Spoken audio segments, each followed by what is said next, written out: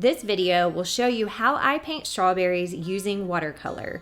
I'm using Prang watercolors and Fabriano paper that I cut really small, and this is a perfect subject matter for summertime. If you love learning about art, hit that subscribe button and support this public school teacher's side hustle. So starting out, I have a variety of brushes. I always prefer ones with a point, and I'm using Prang watercolors. These are watercolor sets that I use in my classroom. They're inexpensive and they really do a great job. To start, plan your basic shapes using a lot of water on your brush and think of the outline of the shape you're going to be doing. I never use a pencil when doing watercolor paintings because the watercolor is so light you can usually see through it. So just think of your paintbrush as your pencil, and there is the added stress that you can't erase, but you can blot your paper, and starting over is always an option. I'm starting with a basic red, and you can see I'm watering it down off to the side on the lid of the palette so that I can control just how much paint I'm using. Now I'm going in and filling in one side of the strawberry to give it a more of a luminous look. Notice that that is very light, and I'm leaving a white area for the highlight. The key with watercolor is to slowly build your colors and values because once it soaks into the paper, there's no going back. You can also start with more paint and then soften it with your brush using less paint or a little bit of water. I'm going back in and just making sure my edges are defined. And now I'm going to take this more red-orange and I'm going to layer on top of that. So you can see it's very similar to that first red I used, but it's a little bit more orangey. If you have less colors, just stick to your basic red. And now I'm taking my brush loaded with water and I'm filling in a little bit more of that area. Blotting is key here. I'm going to take my little piece of paper towel and blot away to keep that highlight that I tried to keep before so that the strawberries look 3D. And with watercolor, you're not adding white paint. You are leaving the paper for those highlights and areas of white. Now I'm going to go back with that red and make it a little bit darker, and I'm going to commit to some of these details. So I'm going in on my left side here and giving it kind of a darker shadow. Now this strawberry, I'm going to try and paint it to be as if it's cut in half, and this is the inside of the strawberry. Just spoiler alert, I don't do a great job on that because I haven't done a lot of strawberries and I just found a weird picture on the internet. By the way, always look at something when you're painting. So for me, I don't have strawberries sitting in front of me. I wish I did. I just Googled strawberries and I have just a series of photographs pulled up on my computer screen that I like and find inspiring.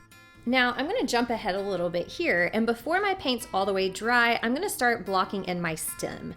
So you can see that my paint is bleeding into the red, and that's not the end of the world because my paint is fairly dry. You saw me use that dry brush to kind of spread it around, and so it's not like a pool of water, but it does bleed a little bit, which I really enjoy as long as you feel like you have enough control to get your fine details without it turning into like a murky brown color scheme. Go for it. And you can see I'm using my teeny brush with my point here because I want to create those points that are on the leaves of the strawberry. As far as the color I'm using, it's just a medium green in the Prang watercolor palette. Some of the smaller sets, you only have one green to work with. And then some of the larger ones, you have multiple. So pick something kind of in the middle. And if you have lots of colors to choose from, pick the one that you think looks most like your strawberry stems. Or just pick the only one you have if you have like the set of 8. I'm doing the same thing I did with the red, where after it dries a little bit, I go over it again one more time to layer that green so some of the areas are a little bit darker. An optional step is to add a second layer of a lighter green, which I have on my palette, or if you only have the basic set, add a little bit of yellow to your green to give it a yellow-green look. The next step is tricky, and that is adding some yellow dots to mimic the pores or the seeds of the strawberry. And I'm going to put these equally all over the strawberry, even over the highlight area. And I know they're not always completely yellow. This is just the base layer, and you are going to see that I'm putting it on the dry part of the red. There are a few little areas, see right there, that bleeds. But I don't mind that because that's going to give it a nice yellow sheen to it, and I will be going back and layering lots more red to make this make sense. Although strawberries are very simple in shape and really in color scheme, they are a little tricky to paint with watercolor because of the planning you have to do. You want to preserve the highlights, and all of the little indentions of the seeds provide a lot of highlight. So it can be a little bit tricky to get a strawberry to look you know, as detailed as they actually are and be a three-dimensional shape. So I'm gonna try and be very patient and slowly layer each color and build up slowly to the red vibrancy I want to achieve. Let your paint dry completely before you go back in and start adding little outlines with red. This is a tricky step. I want the red to be very vibrant, but I also don't want to lose my highlights, and I also don't want to lose those yellow seeds. It is absolutely necessary that your paint is dry for this step. It really is tedious because I have to do this for every seed on every single strawberry that I have already painted, except of course the second one right next to this one that is supposed to be cut in half. So it's going to look awkward at this stage because I need to let it dry, and I don't have a mid-tone. So I really focus on my darker red and then kind of those light pinks and the highlight. And so I don't have a medium tone to kind of join all those ideas together. So with watercolor, it can be a little scary. Patience is key. And this strawberry here, I'm really not happy with. I'm trying to give it those kind of diagonal stripes that come from the center, you know, if you ever cut a strawberry in half. And I'm just looking at an image that I Googled, and I can already tell that I'm not loving this. So let's move on to the next strawberry. I'm not worried about this little red spot at the top right hand corner because my background is going to have some shadow work done. So although it looks really awkward now with the white background, I'm going to fix that up, so I'm not going to stress about it. Instead, let's go back to stressing about painting those little red organic circles around all of the seeds. I sped things up to double time here because I'm repeating the same step over and over and over again, and although it is an important step, it's tedious and it's a lot of repetition. Let's let the magic of the time lapse speed this up to about 6 seconds, where it actually took me about 5 minutes to finish painting the remaining strawberries. Now, I'm going to tie things together a little bit, and I'm going to take that red I'm using and mix some violet or purple to create a really nice red-violet shadow color. I'm going to use this pretty sparingly on the left-hand side of the strawberry, overlapping just a little bit that darker red color I used before. So this is going to make the shadows make the strawberries have the appearance of a shadow, giving it a rounded effect. And I still haven't put that mid-tone in yet, so it's gonna look a little bit out of place, but trust the process. And I am mimicking some of those red organic seeds that I created. And I'm not outlining all of them, just the ones that appear closest to where the shadow would be. And so the shadow is going to be right at the top of the strawberry where the stem meets the red, and then a little bit on the left-hand side to make it look like that's the side that's leaning on the table or whatever surface they're on, with the light kind of shining from above towards the right. So shadow on the left, light source on the right. Now, before it dries, I'm taking my brush and I'm pulling some of that paint to blend into some of the lighter areas. So I'm being very subtle and gentle here. You can see I'm using a very small pointed brush, and I'm still maintaining the white highlight, and I'm still maintaining that shape that I created with the seeds. So I'm using a brush that's dry or doesn't have paint on it. It might have a little bit of water on it, but no paint. Then I'm dragging from that shadow that color to fill in some of those gaps. And it's gonna start to look a little bit more like a strawberry, and it's gonna look a little bit more completed.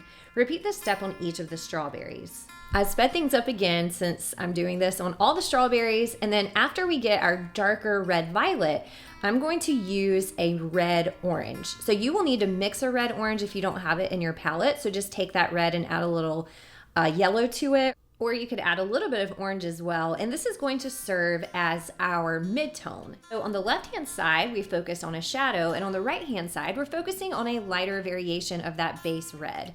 You'll see I'm doing very similar to what I did with that purple or that red violet, and I'm kind of doing a light wash, trying to keep that white highlight going over some of the areas I've already painted and mimicking that round shape around the seeds.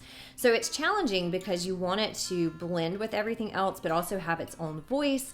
Use a paper towel if you make a mistake before it dries. And keep in mind, this is not completely done, so it still has a messy look to it, but you can see it's more three-dimensional. There's clearly a base red, there's clearly a shadow. The seeds are keeping their definition, and then the nice texture created with the white highlight and the yellow seeds is looking very nice. So trust the process, and it does take a little bit of practice. I'm not going to talk about the strawberry that's cut in half because I'm really mad at it right now, so I'm just going to pretend it's not there and keep on doing what I'm doing. Let's move on and give the stems a little bit more attention. they need a shadow and a darker green too. And so if you have another green in your palette, use the darker version of that. It will be darker too because, as you can see, the paint has dried and so it looks a little bit lighter. And I'm just picking some edges of my stems to make a little bit darker, overlapping some of the shapes that I've created before. If you only have one green, add a little bit of blue to it, or a little bit of blue and brown, and that should give you a nice darker green. Also, you can paint it lighter to start with and then have less water on your brush, and that will make a darker effect as well. And then you can see I'm going in with that yellow green, or you can use just yellow on your brush. It will blend since this is wet on wet to really give it kind of that multi-dimensional look. Base color green, yellow for a highlight, and a darker green for a shadow. Speaking of shadows, it's time to focus on shadows and backgrounds. So I'm going to mix a neutral color using a dark blue and brown. You can also mix a little bit of violet to this to make a beautiful shadow, and you can see that it's cool, but it's neutral. It kind of is like a grayed out shadow. Now, here's my ultimate teacher fail here. On the right is my finished product of this painting, and on the left is me painting this technique to get the effect I got for the shadows. When I filmed this, I think I pressed start twice, and so I have no footage of me creating these beautiful shadows in the background, which is a shame because I really feel like I knocked it out of the park. On the left, this is a watercolor watermelon painting I've done, and I'm using the exact same technique. So we're gonna use that next to my finished product. It's not a perfect concept, but I didn't want to scrap the whole video, so here we go. What I did is I took this neutral color, and I am outlining around the left-hand side of the strawberries, and as you can see, I'm doing on the right-hand side of the watermelon. Start really light, so start with a lot of water on your brush, and don't be scared to butt up right next to your strawberries. Now, if your paint's not completely dry, it will bleed a little bit, as you can see on the watermelon here, but that creates such a beautiful effect. Look at that second strawberry with the yellow-green bleeding into the background. It is absolutely gorgeous. And one thing I did differently here is you can see I added a little bit more blue touching the strawberries, and then that bled out into the background space. So I also left some of my space white, and you can see I'm going back in and creating a darker shadow next to the shape itself. With water on my brush, I'm pulling that neutral color so it bleeds into the background, leaving some areas white, but letting it kind of flow. With the strawberries, it created just a beautiful area of blue into like a light red. I love how the green bled into that as well. This really makes your artwork come to life. It's so much better than just a simple blank white background, and it's my favorite part by far. I'm super sad that I don't have the footage of the strawberries, but I do the exact same thing with the watermelon. The only difference here is a little bit more blue. Okay, I told you I hated this strawberry, so I'm taking my white paint marker, my Posca pen, and I'm going in and just trying to redraw some of those lines that a strawberry cut in half would have. So when in doubt, grab your white paint marker, and that can save many a watercolor painting. So it doesn't look so awkward, I'm going back in with that base red that I used and add a little bit of paint over the Posca marker to make it look a little bit more natural and like it's not just a mistake I made and used a white paint pen to fix, which it is, but who cares? All mistakes considered, I'm pretty happy with this sweet, summery watercolor painting. I feel like it's realistic enough and detailed enough while still kind of maintaining the essence of a loose watercolor painting.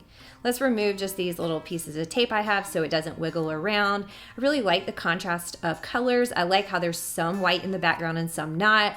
Thank you so much for sticking around and making art with me, and if you're interested in more watercolor tutorials, check these out.